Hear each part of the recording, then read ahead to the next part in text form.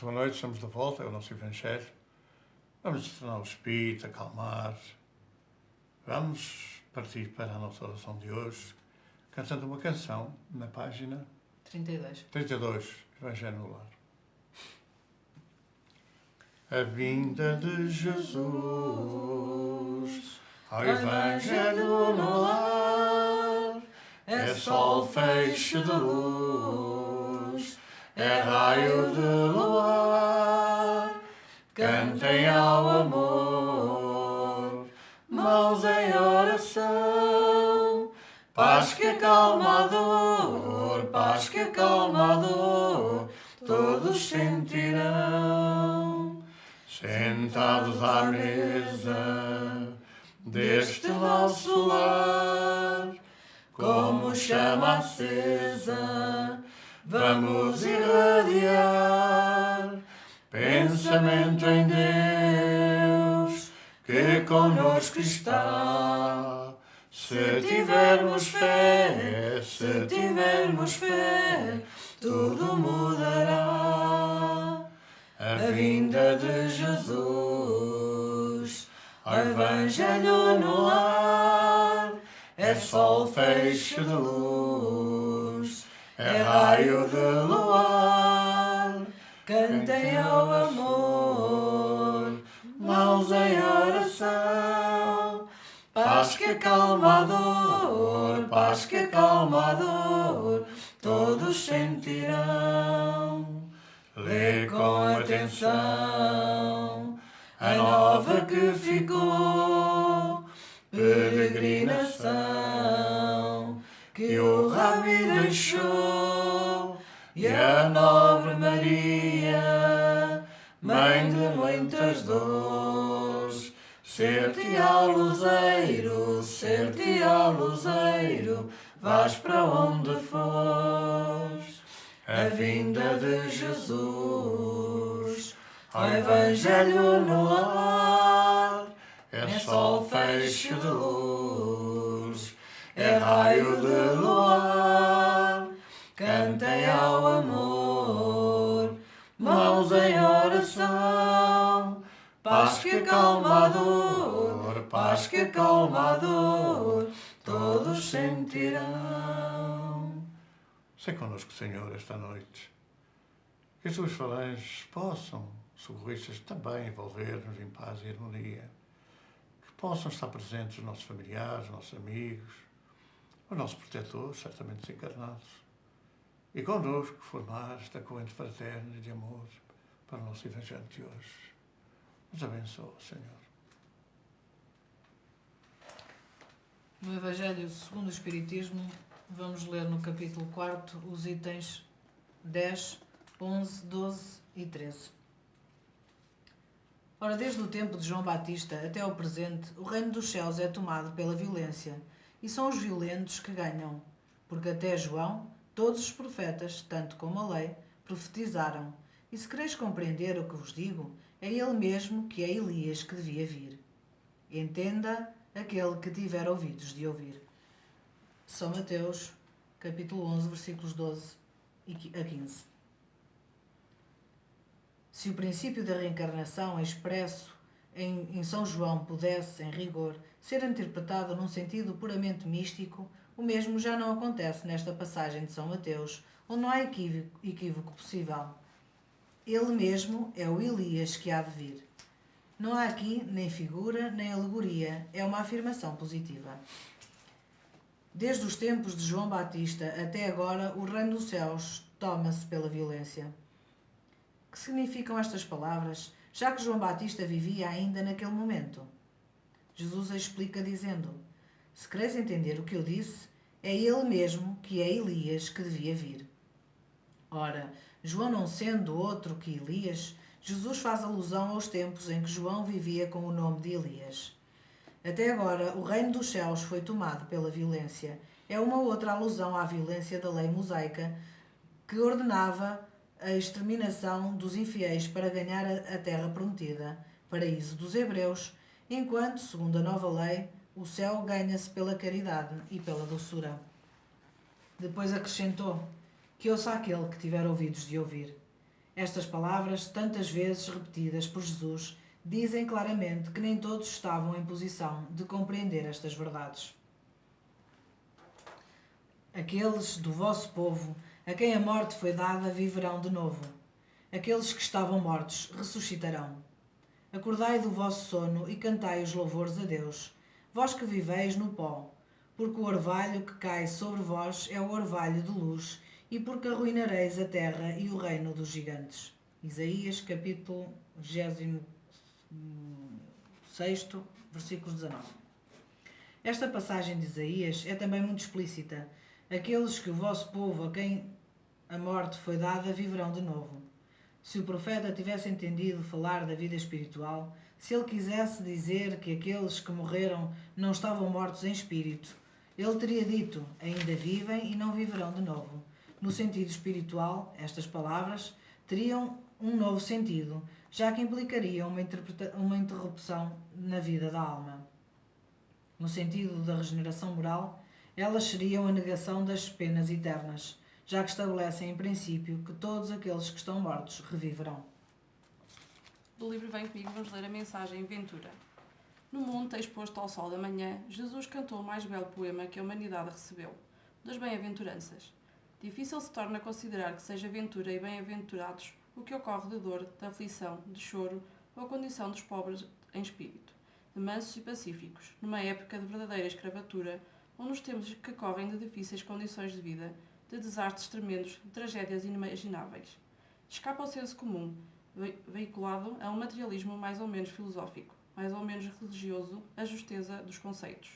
Todavia, quando olhamos a vida eterna, a vida após a vida ou a morte como outros a designam, quando se constata cada vez com mais clareza que o que sobra da morte é o espírito, vivo e atuante, tudo se torna mais racional à luz dos conceitos de causa e efeito. Pois todo esse cortejo de dores constitui o pagamento dos graves erros cometidos e o fim desse inferno eterno atribuído a Deus, infinitamente justo e bom. Se sofres, considera-te venturoso, porque depois de ultrapassares o pagamento, o céu da felicidade se te abrirá de par em par. É claro que nós, fazendo uma viagem pela história, podemos saber, ou conhecer, ou talvez apreender alguns aspectos daquilo que chegou até nós. Por que razão, a partir de certa altura, já não falamos daquele período crítico do feudalismo, em que a Igreja viveu mais ou menos subordinada a uma necessidade de continuar a subsistir, debaixo da força militar dos bárbaros vindos do Oriente. Certamente que não se entende muito bem porque é que os dirigentes religiosos, uma fase ascendente, que acabaram por se substituir os senhores feudais, acabaram por ser eles mesmos, a partir do século VIII, século IX, século X, a dominar os feudos, a comprá-los ao desbarato, quase a dominar a Igreja, a voltar a crescer e voltar a dominar o povo. Porque é que a certa altura proibiram a leitura dos textos, particularmente do Evangelho? Tem que haver uma razão objetiva. Como é que é possível, nesta leitura de Jesus, ou nesta mensagem de Jesus, escamotear a verdade, que são tão clara, e se quereis saber, era o Elias que estava para vir. Do tempo de João Batista, do tempo de Elias, é uma clareza meridiana, conforme diz o texto do Evangelho. Naquela alusão de João, poderia haver, às vezes, alguma dúvida. Isto é coisas que têm de ser entendidas assim, são dogmas de fé, e é assim porque é assim. E nós sabemos que, durante séculos, os dirigentes religiosos, que não, nem a Igreja nem a religião, impuseram determinadas normas, determinados dogmas, exatamente para satisfazer os seus interesses e para dar campo ao seu poder.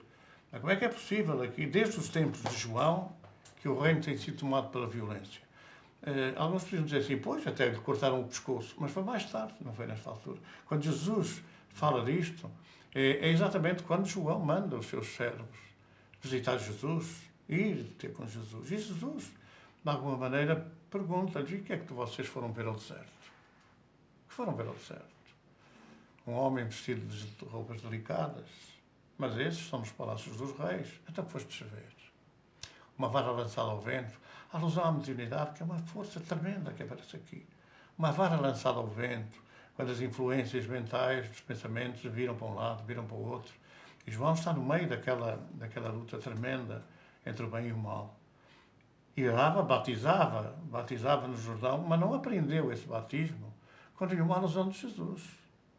Ele vinha preparar o caminho, portanto, alterar as condições. Era uma afirmação pública de mudança que as pessoas tinham que fazer. Não é como hoje, que as crianças são batizadas e nem sequer fazem a mínima ideia do que é, porque não sei se muita gente sabe, mas até há bem pouco tempo, se as pessoas não batizassem os seus filhos no primeiro mês, eram sujeitas a multa.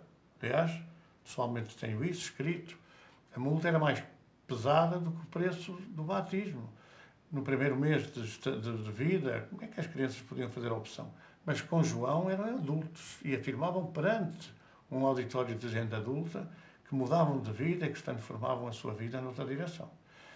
E depois teve a oportunidade de dizer: eu batizo com a água, mas virá quem batizará pelo Espírito.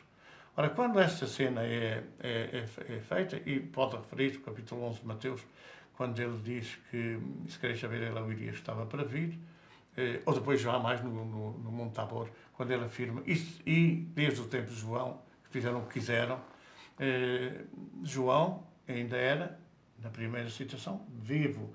Na segunda citação, já era degolado, já era desencarnado. Ora, basta ir aos Evangelhos, particularmente de Mateus, e vamos ver que aquilo que é o sermão, o que é a referência de Jesus quando desce do monte, onde tinha dado a transfiguração, já João tinha sido decapitado. E, portanto, ele fala para os apóstolos que entenderam, segundo o texto, que se referia a João Batista. Portanto, esta é uma referência clara e evidente, não é possível escamotear as coisas. E por isso é que esta e outras passagens foram escondidas do povo, eram proibidas de ser lidas. Os cristãos não podiam ler estes textos. E porquê? Se eram textos de libertação, se eram textos de orientação. Então resulta aqui evidente que é necessário hoje retomar a pureza do cristianismo. E por isso o Espiritismo veio repor essa pureza, não é? É o cristianismo primitivo, na sua verdadeira essência. E não tudo aquilo que foi alterado ao longo dos séculos, não é? De traduções em traduções. Por exemplo, só para termos uma ideia, a palavra espírito desapareceu por causa dos textos gregos. Os textos gregos, a tradução do grego de espírito, o espírito é como o vento, sobre onde quer, ninguém sabe de onde vem, foi passada à linguagem grega com a palavra, com o nome de psique. Psique em grego é espírito que Jesus se referia. Mas isso abriu o caminho a muitas coisas incríveis. Hoje temos. Porque é que não falamos de espírito e falamos de psique? Os gregos chamavam-lhe psique, nós chamamos de espírito, é a tradução literal do aramaico para o português, é espírito. E porquê é que temos receio de falar de espírito? Já se comercializa com as doenças do espírito, como sabem, são cursos universitários hoje que têm consultórios abertos para fazer o tratamento do espírito. Não é da psique, é do espírito. Psique é espírito. Basta saber a tradução, o que é que quer dizer. Da linguagem grega, psique, na tradução ao português, ou ao espanhol, ou seja o que for, às línguas latinas, é espírito, não é? Psique é uma coisa que não... Aos gregos quer dizer espírito. E para nós fomos atrás de uma coisa que não quer dizer nem uma coisa nem outra. Então é isto que é necessário nós debruçarmos, analisarmos, para poder libertarmos a nossa consciência. E faço questão de dizer que não é para seguir o espiritismo. É para nos libertarmos em consciência e para percebermos as coisas da vida, para entendermos melhor as coisas da vida e para perceber porque é que mais de 50% das doenças hoje, ou melhor, mais de 50% da medicação hoje vendida nas farmácias ou feita nos laboratórios, é na área desta psique, dessa psicológica, dessa psiquiatria. Porque é na área do tratamento para uma coisa que é energia pura, que é o espírito, com coisas materiais que são os químicos, são os fármacos.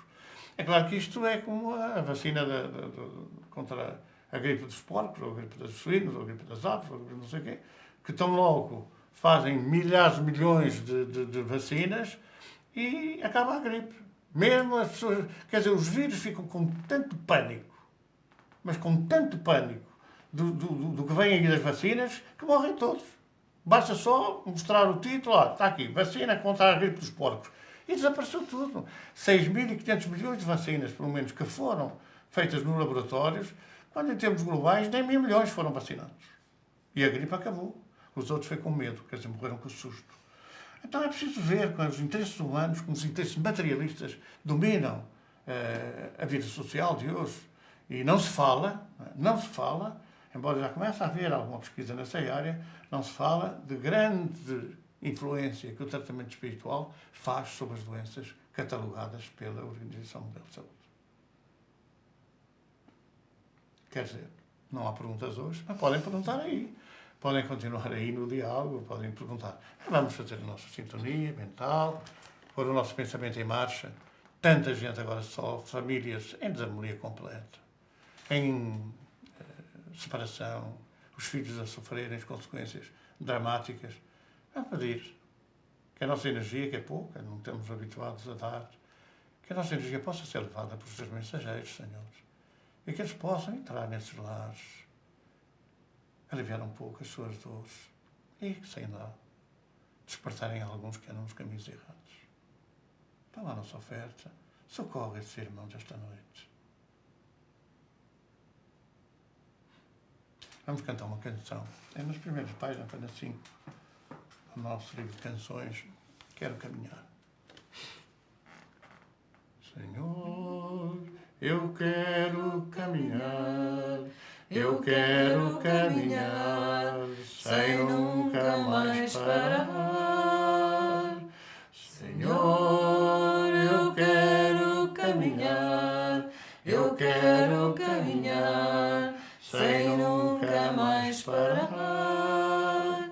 Senhor, eu quero trabalhar e nos caminhos da dor meus irmãos amparar. Senhor, eu quero trabalhar e nos caminhos da dor meus irmãos amparar. Senhor, eu quero ficar contigo, eu quero ficar contigo, contigo a trabalhar. Senhor, eu quero ficar contigo, eu quero ficar contigo, contigo a trabalhar. Senhor, eu sei que és meu amigo, ajudas, ficas comigo, se aos meus irmãos amar. Senhor, eu sei que és meu amigo, ajudas, ficas comigo, se aos meus irmãos amar.